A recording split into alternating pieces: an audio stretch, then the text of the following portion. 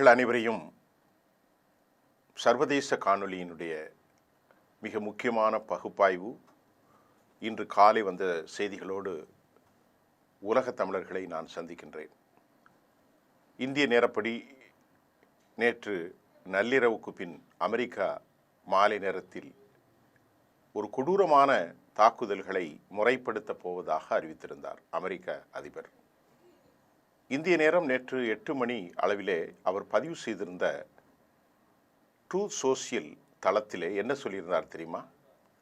ஈரானை கடவுள் ஆசீர்வதிக்கட்டும். இது கடைசி வார்த்தை. நான் முதலிலே உங்களை சொல்கிறேன். ஏனென்றால் ஒரு பெரிய நாகரிகத்தை நான் முடிவுக்கு கொண்டு வரப்போகிறேன். அந்த முடிவுக்கு கொண்டு வரப்போகிற அந்த நாகரிகம் இனி எக்காலத்திலும் திரும்பி வரமாட்டாது, திரும்பி வரப்போவதில்லை. அதை போன்று ஈரானுடைய தளங்கள் அனைத்தும் நாசகாரம் செய்யப்படும் என்பதைத்தான் அவர் தன் ட்ரூத் சோசியலில் பக்கத்தில் பதிவு செய்திருந்தார். உண்மையிலேயே ஆயிரக்கணக்கான நிகழ்ச்சிகளை நாம் தொடர்ந்து பார்க்கிற போது ஒவ்வொரு செய்தியும் ஒரு மனிதனாக நம்மை அது ஒரு கடுமையான பாதிப்புக்குள்ளாக்கும். ஏனென்றால் தாக்குதல் என்பது அவ்வளவு எளிதான விஷயம் அல்ல. இறக்கப்போவது பச்சிளம் குழந்தைகள், வயதானவர்கள், பெண்கள், கர்ப்பிணிகள். உலகத்தில் எந்த இடத்துல இந்த மாதிரி ஒரு அநீதி நடந்தாலும் ஒருவர் மனிதராக இருந்தால் மதம், இனம், மொழி, சாதிகளுக்கு அப்பாற்பட்ட அந்த துடிப்பு இருக்கிறது பாருங்க, அது மிக மோசமானது. அடுத்த கட்டத்தில் நாம் அதை யோசித்து பார்க்கின்ற போது ஒருவேளை இது அணு ஆயுத தாக்குதலாக இருக்குமோ? அமெரிக்காவினுடைய டூம், அதாவது நியூக்ளியர் கதிரியக்கத்திலிருந்து பாதுகாப்பதற்கான விமானங்களும் சரியாக ரெடி செய்யப்பட்டது. இதெல்லாம் ஒரு பெரும் அச்சுறுத்தல் நடவடிக்கை. ஆனால் ஈரான் எதிர்கொண்ட முறை, ஈரானுடைய தலைமை பொறுத்து பேசிக்கலி அவர்கள் கனெக்டட், எதோடு கனெக்டடாக இருந்தார்கள் என்றால் தேர் ஓன் ஐடியாலஜி, சித்தாந்த ரீதியாக அவர்கள் இருந்தார்கள். மரணத்தை எதிர்கொள்வதற்கு தயாராக இருந்தார்கள். பெசஸ்கியானுடைய அதற்கு முன்பு ஸ்டேட்மெண்ட், கிட்டத்தட்ட 14 மில்லியன் மக்கள் தயாராக இருக்கிறார்கள், இளைஞர்கள் தங்கள் உயிரை தம் தேசத்திற்கு இழப்பு செய்வதற்கு என்கின்ற ஒரு வார்த்தை அமெரிக்காவை, உண்மையிலேயே மேற்கு உலகத்தையும் அதே போன்று கோழைகளாக வாழ்ந்த அரபுகளையும் கூட ஒரு நிமிடம் ஆடிப்போகத்தான் செய்திருக்கும் என்பதில் எந்த மாற்று கருத்தும் எனக்கு இல்லை. இப்போது நாம் நேற்று நடந்த 2 வாரங்கள் காலை அதிகாலை இந்திய நேரப்படி, லண்டன் நேரப்படி ஒரு 1:30 மணி அளவிலே இருக்கிறது. அதற்கு கொஞ்சம் சற்று முன்பு அதிகாலை நேரத்தில் அமெரிக்கா, அதே போன்று ஈரானுக்கிடையே பாகிஸ்தானுடைய மத்தியஸ்தத்தில் அந்த போர் நிறுத்தம் என்பது 2 வாரங்கள் 14 நாட்கள் அதற்குள் பேச்சுவார்த்தை. வரக்கூடிய வெள்ளிக்கிழமை பாகிஸ்தானுடைய அசீம் முனீர் மற்றும் சர்ஃபாஸ், அதாவது சஃபாஸ் ஷெரீஃப் அவருடைய மத்தியஸ்தில் இந்த பேச்சுவார்த்தை நடக்கப் போகிறது. உண்மையிலேயே இந்த பேச்சுவார்த்தையில் யார் வெற்றி பெற்றார், இழப்பீடு யாருக்கு கிடைக்கும், இழப்புகள் என்ன, பேசத்தான் போகிறோம்.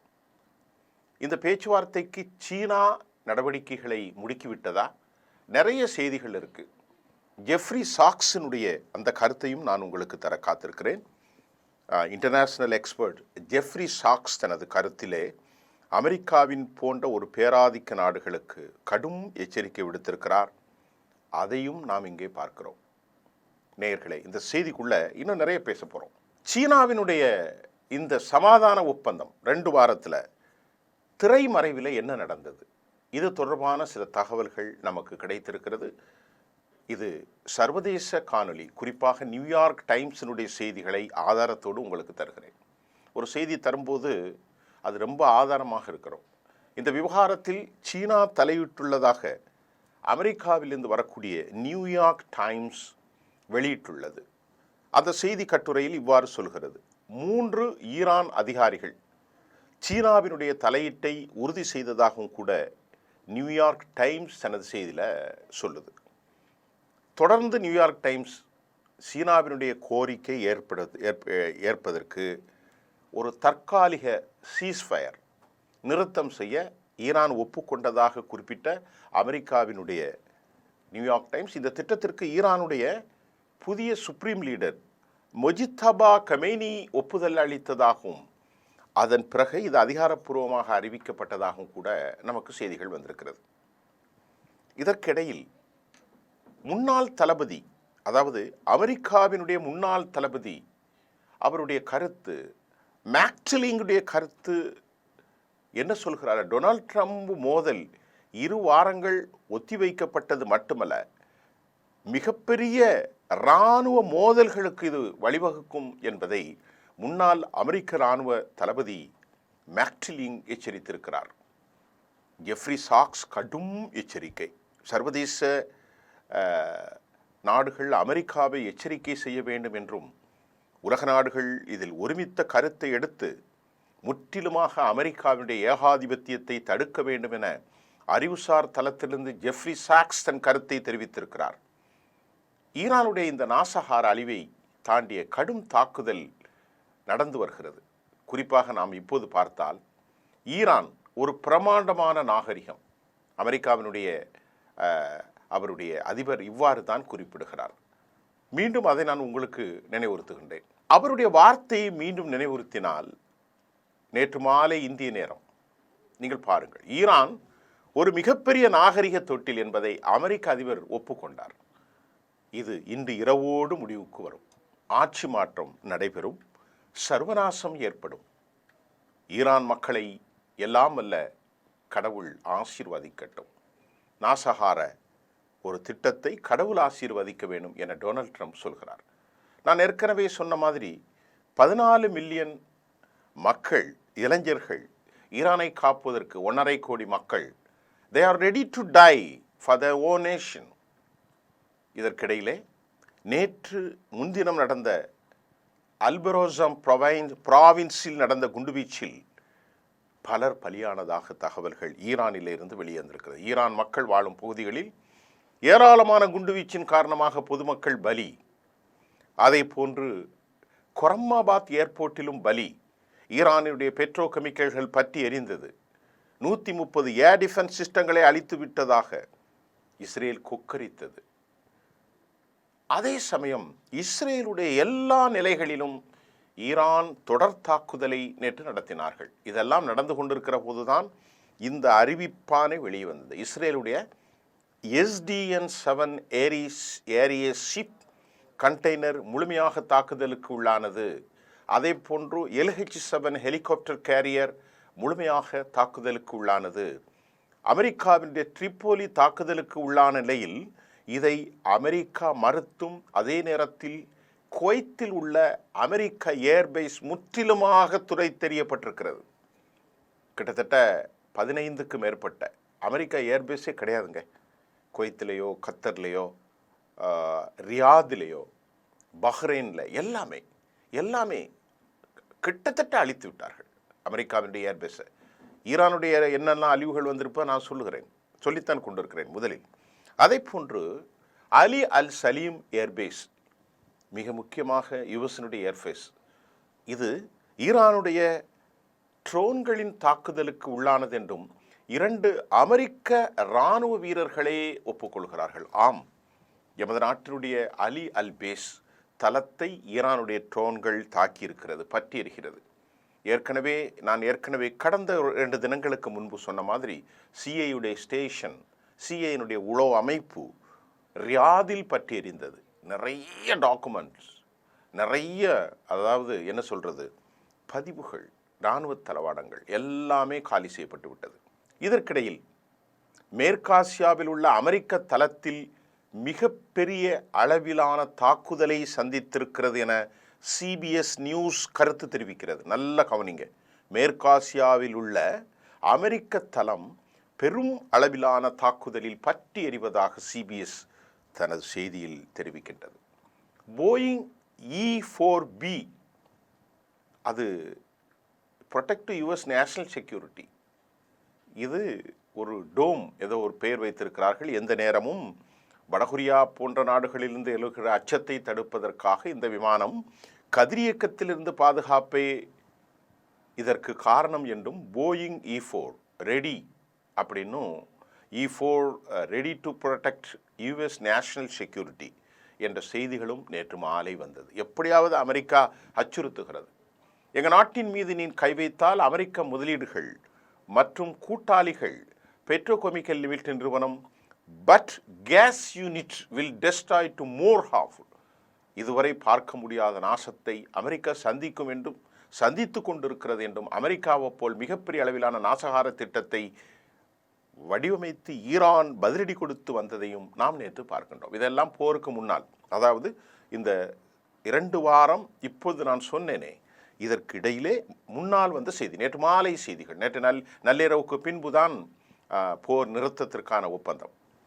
மிக முக்கியமாக அமெரிக்காவில் இருந்து வரக்கூடிய ஜெஃப்ரி ஷாக்ஸ் மற்றும் மோக்லிங்ஸினுடைய செய்தியில் 1967 ஆண்டு சரத்தின்படி ஷரத்து பிரிவு 25 மூலம் அமெரிக்க அதிபர் ஒரு மனநிலை பாதிக்கப்பட்ட மனிதன் என்று நீக்கம் செய்ய சட்டத்தால் வழிவகை செய்யப்பட்டிருப்பதாகவும் நாம் இப்போது கவனிக்கலாம்.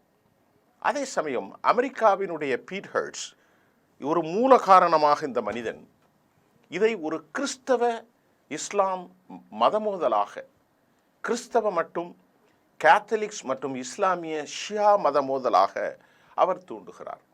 அவருடைய நடவடிக்கை பாருங்கள். மிக மெதுவாக அமெரிக்க விமானம் ஆண்டவரால் ஆசிதிக்கப்பட்டு உள்ளே இறங்குகிறது என பீட் ஹெர்ட்ஸ் சொல்லுகிறதை பாருங்கள்.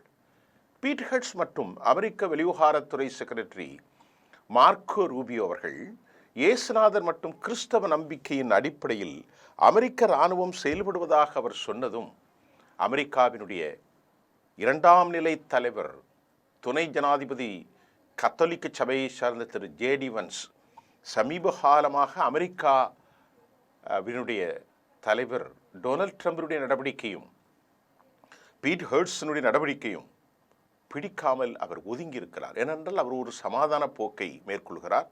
போப் லியோ அவர்கள் ஜீசஸ் கிரைஸ்ட் இது மாதிரியாக எந்த ஒரு அமைதியின்மை விரும்பவில்லை என்று அறிவித்திருக்கிறார். ஆகவேதான் ஈரான் தனது பேச்சுவார்த்தையிலே ஜேடி வான்ஸை தவிர எவருக்கும் அனுமதி இல்லை. குறிப்பாக சியோனிச நாட்டை சார்ந்த ஸ்டீவ் விட்காப் யாருக்குமே அனுமதி மறுத்துவிட்டார்கள். மதவெறி பிடித்த இஸ்ரேல் சியோனிச தத்துவத்திற்கு இது ஆபத்தான ஒன்றாகவும் செய்திகள் வந்திருக்கிறது. இதற்கிடையிலே குஷ்னர் மற்றும் ஜேடி வான்ஸ் கடும் அழுத்தம் கொடுத்தும் வரும் நிலையில் போரை நிறுத்துங்கள், அமெரிக்கா அழிந்துவிடும், என்ன செய்ய போகிறீர்கள்?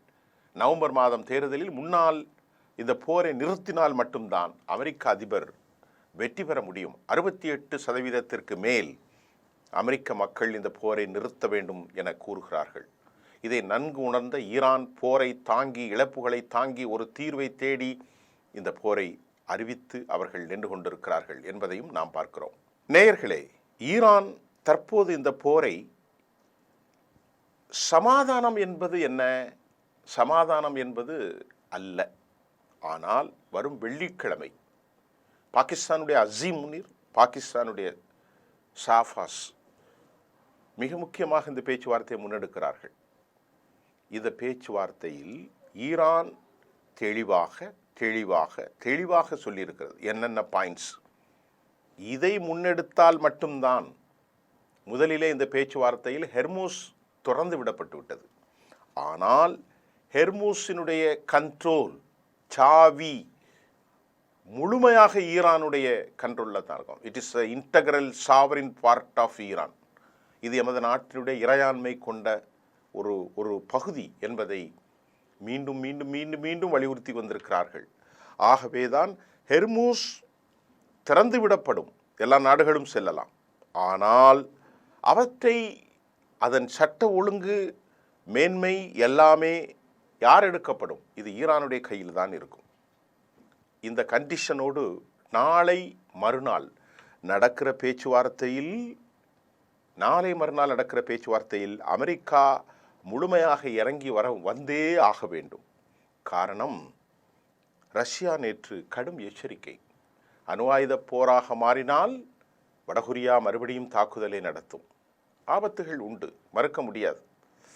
ரஷ்யா தனது வல்லாதிக்க சக்திகளை விடும். ஏனால் ஒரு காலகட்டத்தில் அமெரிக்காவின் போக்கை உலகம் விரும்பவில்லை. அமெரிக்க அதிபருடைய அந்த நடவடிக்கையும் கேவலமான பேச்சுக்களையும் அச்சுறுத்ததையும் அமெரிக்க சமூகம், அமெரிக்க இராணுவத்திற்குள் எதிர்ப்பு, அமெரிக்காவுடைய ஜேடி வான்ஸ் எதிர்ப்பு, அமெரிக்காவுடைய செனட் சபை, ஏன் சொன்னால் ரிப்பப்ளிக்கனே எதிர்க்கிறார்கள், டெமோக்ராட்ஸ் எதிர்க்கிறார்கள், அமெரிக்க காங்கிரஸின் எதிர்க்கிறார்கள், மக்கள் எதிர்க்கிறார்கள்.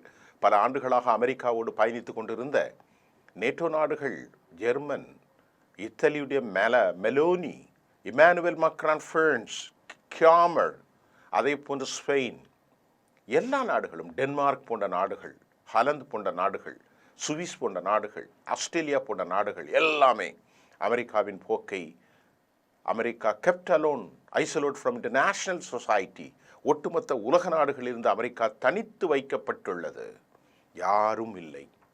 இவ்வளவு நேரத்திலும் ஜெஃப்ரி சாக்சி அவர்கள் சொல்கிறார், இது ஒரு அநியாயமான போர். இந்த போரின் மூலம் இவர்கள் என்ன நடத்த விரும்புகிறார்கள் தெரியுமா? இந்த போரின் மூலம் அவர்கள் எண்ணெய் வளத்தை முழுமையாக தன் கைவசம் கொண்டு வருவதற்கு முயற்சி செய்கிறார்கள். இது ஒரு பெரிய அநியாயம். ஜெஃப்ரி சாக்சினுடைய கருத்தை நாங்கள் எடுத்துக்கொள்ளுங்கள். இதை முடிவு செய்ய வேண்டும். எவ்வளவு கொடூரமான தாக்குதல்கள் அவர்கள் நடத்தியது மிக முக்கியமான விஷயம். இப்பொழுது இதுவரை தாக்குதல்களில் பல இடங்கள் தாக்கப்பட்டிருக்கிறது, அழிக்கப்பட்டிருக்கிறது ஈரானில். அதைவிட படுமோசமாக இஸ்ரேல், அது நான் அடுத்த ஒரு காணொளியில் உங்களுக்கு விரிவாக தருகிறேன். எதிர்பார்த்தல் கொண்ட ஏர் டிஃபென்ஸ் சிஸ்டம் முழுமையாக இஸ்ரேலிலே இல்லை.